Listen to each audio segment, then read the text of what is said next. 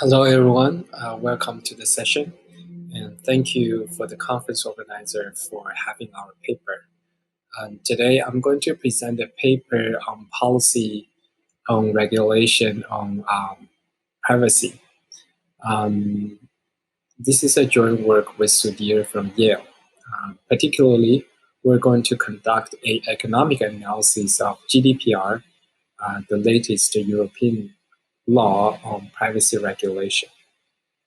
And we're going to examine the economic implications of GDPR on personal data-driven markets. We've been talking about privacy all the time. So what is exactly privacy? Well, you can think of privacy as a boundary control mechanism that allows individuals to set personal boundaries on whom they want to interact with, how to interact with, when to interact with, and where to interact with. In today's digital market, this basically means that for individuals whom, how, when, where to share their data with. Why do we care about privacy in today's market? Well, it has been recognized that privacy is a fundamental human right ever since the ancient time, but the ability to store and move personal data electronically these days really make privacy concerns salient. Facing with these privacy concerns, the European Union has enacted the General Data Protection Regulation, or GDPR, about 2 years ago. And our first task is trying to distill the economic implications from the long, detailed legal language of the law. Basically, we think GDPR consists of two things. The first thing is privacy rights, and the second is the data security mandates. So let me talk through each of them. For privacy rights, it basically means that the law now gives control to individuals over their personal data. This specifically implies three rights. The first right is the right to explicitly consent. It means that for companies to collect consumers' data, they have to get an explicit consent first. These days, if you're browsing website from European Union, you may already encounter with this opt-in option. You have to tick so as for the company to collect your data. The second right is the right to be forgotten, or data erasure. This basically means that even if I, as a consumer, has already opted in, I can regret at any time to request the firm or data processor to erase my data. Okay. And the third right is the right to portability. It means that I can request the data processor to provide me a machine-readable data profile, and then I can transfer this data profile to a competitor of the current company. So for example, if I'm a current user of Spotify, which is a popular music streaming app, I can request to get all my playlists transferred to Pandora. Okay, so this is the three privacy rights. In addition to the privacy rights, GDPR also imposes data security mandates to protect consumers against unauthorized access that breaches privacy. What does it mean? It basically means that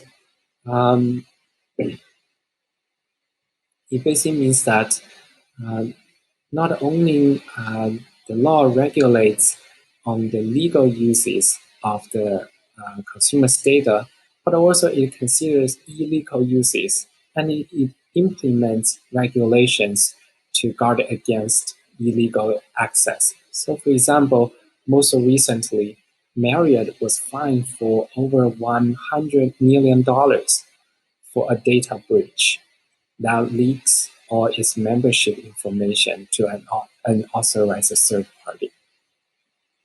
Okay, so this is the two components we think are most important for economic implications of GDPR. After the GDPR was enacted, the conventional wisdom is kind of pessimistic.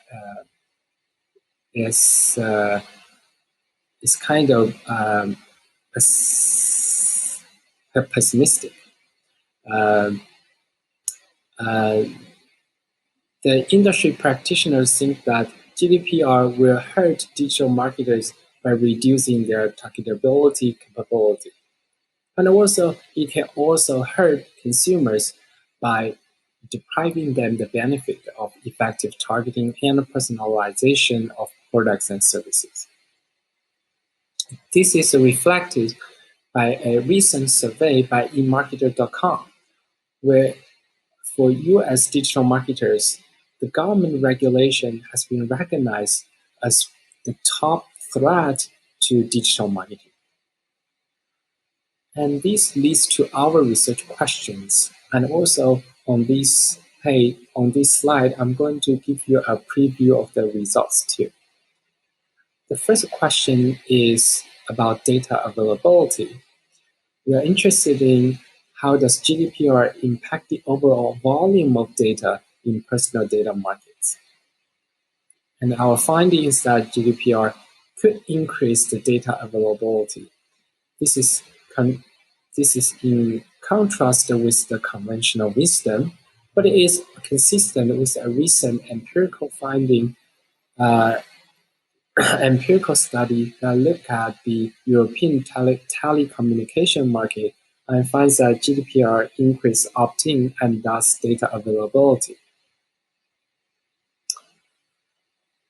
The second question is, given that GDPR puts consumer in the first place, how does the total consumer surplus always increase with GDPR?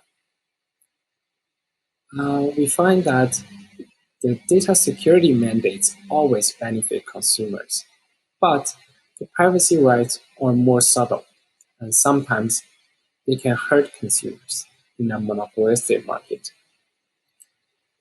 The third one is industry profitability. We're interested in, is there any potential for firms to gain with GDPR? Are there any win-win situation between the firm and consumers? And we find that, yes, when the privacy breach risk is high or when the data transferability is intermediate, the companies can indeed benefit from GDPR.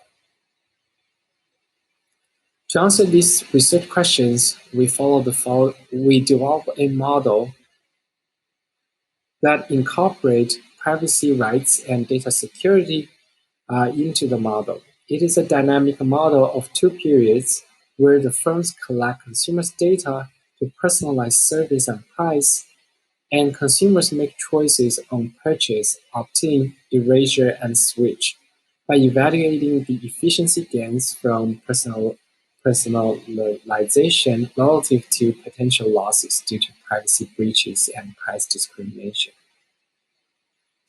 So next, I will introduce our model, and then I will present our results. So in our model, there are n firms. They are homogeneous a priori, basically means that they are the same, and each of them offers a personalizable service. Consumers' valuation for basic service V follows a uniform distribution in 0 and 1, from 0 to 1. And this basically means that some consumers value the basic service more than the others. But for a particular consumer, the valuation V is the same across all the firms because they are homogeneous. If a firm has collected consumers' data, you can, based on this information, provide personalized service. For personalized service, consumer's valuation is 1 plus kappa V, where kappa captures the value of personalization. It could be either high or low with equal probability. Here, for sake of convenience, I also introduce mu and sigma as the following. We consider 2 time periods with time discounting factor delta, and we assume that only short-term contracts are available, which is consistent with the industry practice. The firm will offer basic service at the beginning and collect consumers' data in period 1, based on which they will learn V, but they will not learn kappa, and then they will offer a personalized service and price in period 2. There is no commitment in pricing, and this is a standard assumption in dynamic pricing literature. Consumer need to incur a cost C to opt in. Essentially, consumer will bear some cost by giving their data to the firm. So this cost could be due to the risk of privacy breach. So for example, if I allow Marriott to store my data, there is a potential risk that Marriott may lose my data to an unauthorized third party.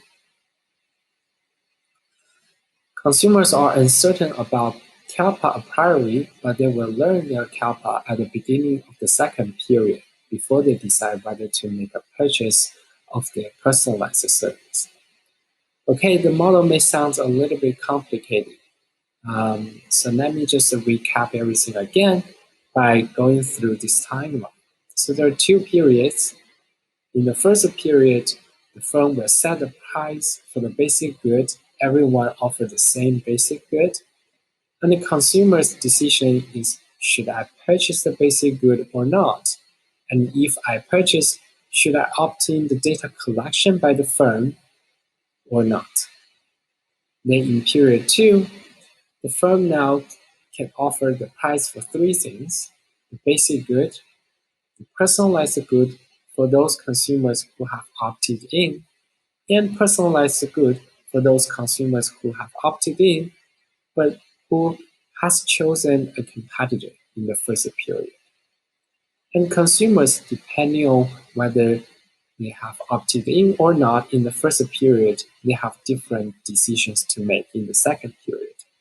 If they have not opted in, they can only buy basic good in the second period, and their decision is just whether to make a purchase or not.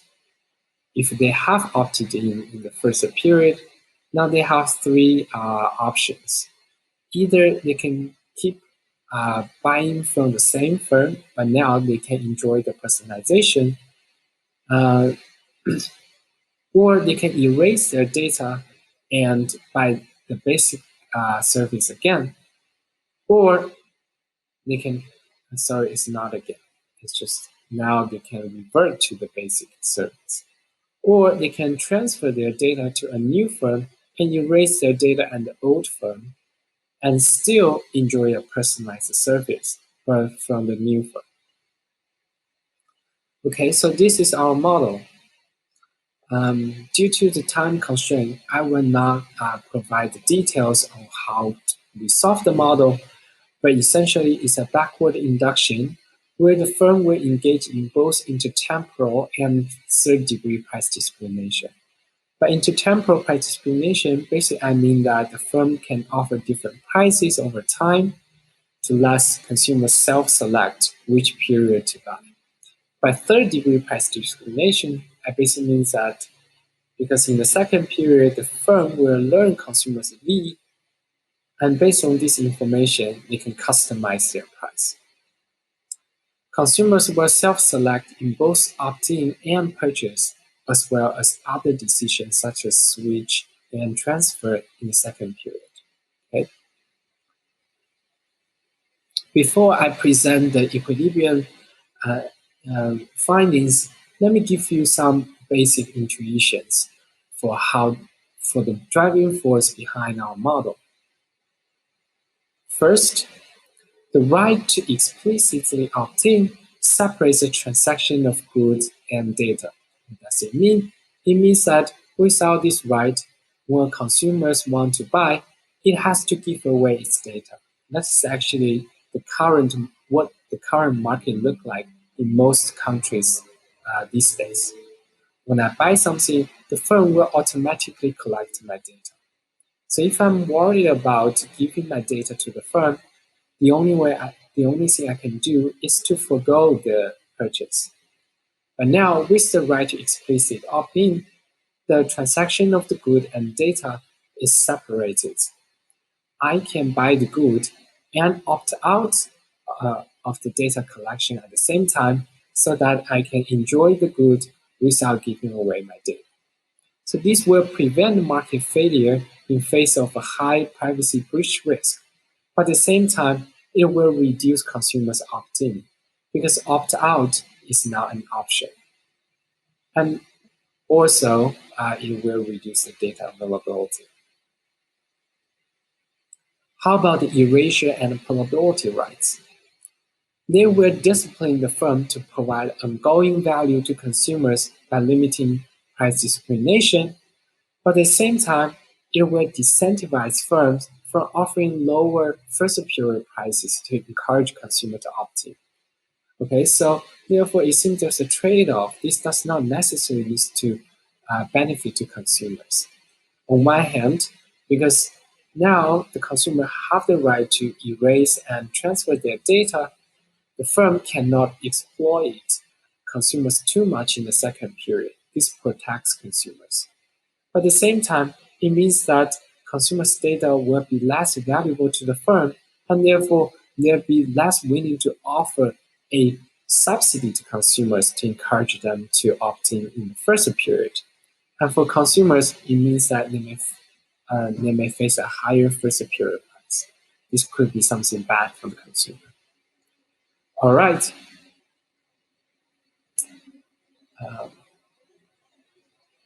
This is the main intuitions. So let me present the equilibrium results next.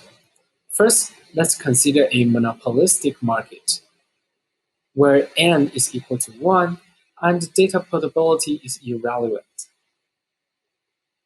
This is what equilibrium segmentation looks like. There are three cases. Let's just focus on the case B, which is the richest cases. V is consumers' evaluation, and here, given firms' equilibrium prices, consumers will self-select in their purchase and opt-in decisions. And these were, and therefore, four segments emerge endogenously in this model. For consumers with very low valuation, they will not make a purchase in either period. Very intuitive. For consumers with an intermediate low valuation, they will delay their purchase. For consumers with intermediate high valuation, they will opt out and make a purchase. And for consumers with very high valuation, they will purchase and opt in. So this is for the case where the risk of data breach is intermediate.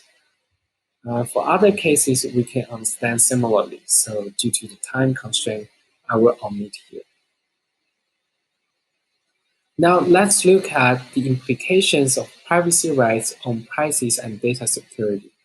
If you still recall, we consider GDPR has two components, privacy rights and data security.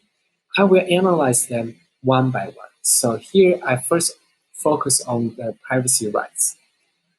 To identify the impact of privacy rights, I actually solved two models.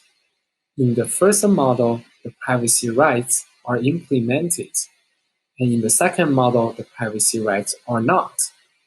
And then by compare the equilibrium prices and so on between these two models, I can identify the effect of privacy rights. So here is the finding. In a monopolistic market, we find that privacy rights will lead to lower price for personalized goods but higher price for basic goods in the second period, and higher price in the first period, notice that in the first period, only basic good is offered. Always lower opt-in, and lower demand with C is below a threshold, and higher demand with C is above a threshold. So let's understand these results. If you still recall, this is our main intuition. The right to be forgotten will restrict firms' price discrimination power in the period 2, and this will lead to lower price for the personalized good in the period 2. Now the firm has less incentive to subsidize consumers in period 1. This will lead to higher price in the period 1. The right to opt out or explicit consent will separate transaction of goods and data. This will lead to lower opt-in, because now consumer have the option to opt out.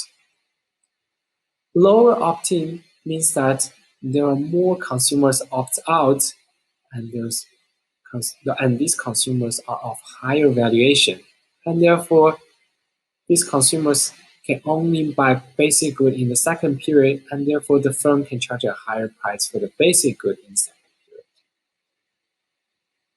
The higher price in the first period leads to a lower demand. At the same time, the right to opt out will preserve the trade in face of high privacy breach cost. This means a higher demand. Therefore, for the demand, it really depends on the risk of privacy breach. When it is lower, when C is low, the demand could be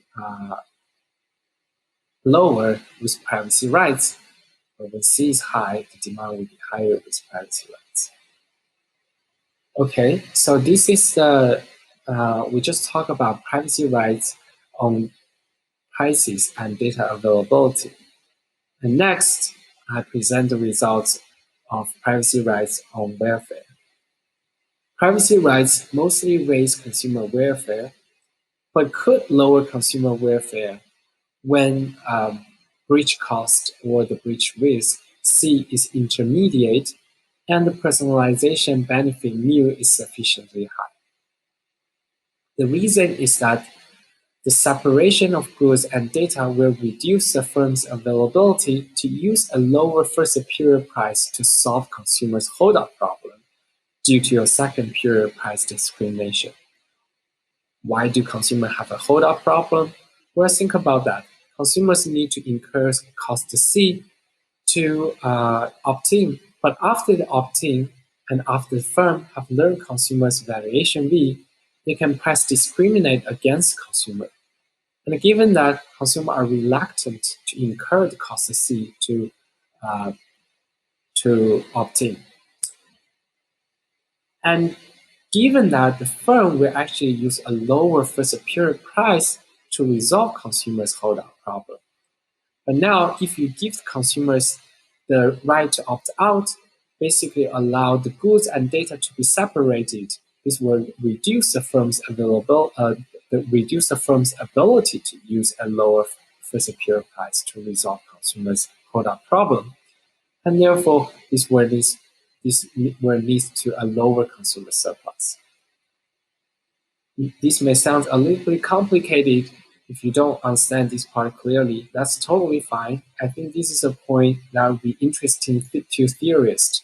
But for practical purposes, we find that for most of the parameter regions, consumer surplus is higher with privacy rights. Only for a very small region, consumer surplus is lower. So it seems that this could be something interesting in theory, but maybe not exactly that important in practice.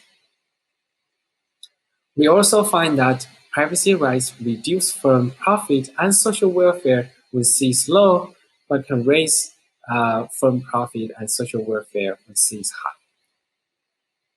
The interesting point to make here is that why the privacy rights can reduce the social welfare when C is low. This is because of the under provision of personalization. In other words, under privacy rights, the personalization is inefficiently provided because the firm does not in, internalize consumers' welfare when they make the decision of providing personalization. This just shows you what we have in figures, right? We find that for consumer welfare, mostly is higher with privacy rights, but it could be lower in this region compared to the benchmark case without privacy rights. For firm profit and social welfare, the privacy rights will raise them when C is relatively high, but will decrease them when C is relatively low. So we talk about the privacy rights. How about for data security? The way we think about data security mandates is that it will reduce C, because with a higher data security mandates, consumers should be more confident that their data will be better protected against illegal access, and therefore it will reduce their data breach risk C. And we find that data security mandates always benefit both consumers and firms. It is very intuitive that these benefit consumers because it reduces the privacy breach risk. Why the firm can also benefit from that? Well, it is because the price is endogenous here. When consumers benefit from a reduced C, the firm can charge higher prices, and therefore the firm can also benefit from data security mandates. And therefore, the total effect of GDPR will be a composite effect of the data security mandates and the privacy rights. Okay, we talk about the monopoly market, and now let's briefly talk about the competitive market. In the competitive market, the firms are homogeneous, and we have Bertrand competition in the first period. The firm will become exposed differentiated after collecting consumers' data. Due to the time limit, I will just show you the most important thing, which is the difference between the competitive market and a monopoly market. We find that for a competitive market, consumer surplus is always higher with privacy rights. The firm may benefit from privacy rights when the data transferability is intermediate. This is something interesting. When the data transferability is very, very low, the consumers will be worried that after they opt in their data, they will be locked in. And therefore, they are reluctant to opt in the first place. When the data transferability is very, very high, the competition is too severe among the firms. And therefore, only when the data transferability is intermediate, which limits the competition, at the same time ensures consumers not to be locked in, and thus encourage them to opt in the first period.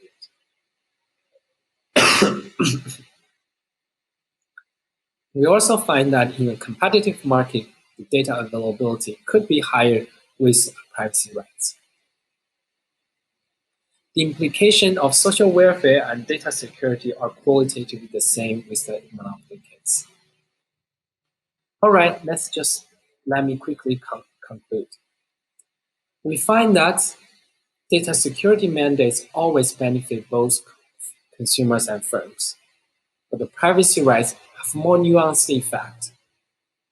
It always benefits consumers in a competitive market, but can surprisingly hurt consumers under monopoly. It raises both firm profit and social welfare when the privacy breach risk is high, and otherwise it will reduce them.